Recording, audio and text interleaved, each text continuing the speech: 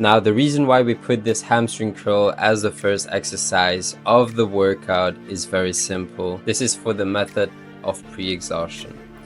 This technique involves performing an isolation exercise to fatigue a specific muscle group before moving on to a compound exercise that targets the same muscle.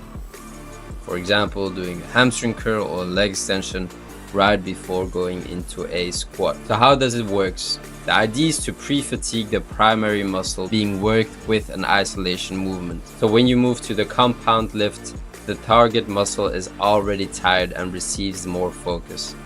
This prevents other muscles like stabilizers from dominating the movement. For example, for the chest, you perform dumbbell flies before going into bench pressing.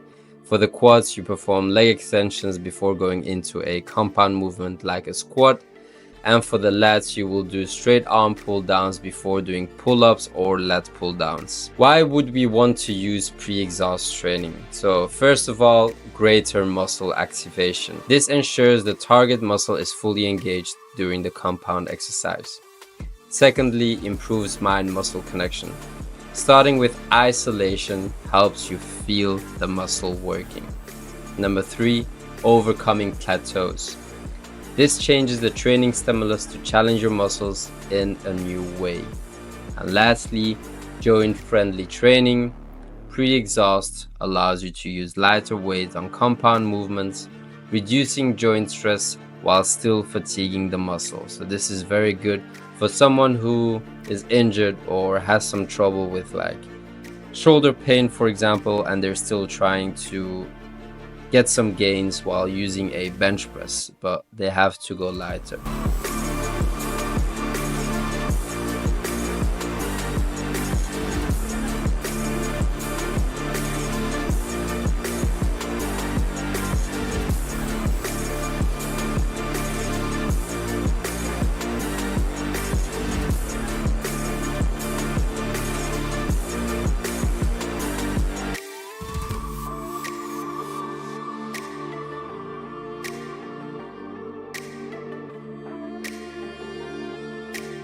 I know what you're thinking. Why would I want to stretch in between sets? Well, from a muscle growth standpoint, so hypertrophy, let me explain why it might be worth considering. Why bodybuilders did this. First of all, enhanced pump effect.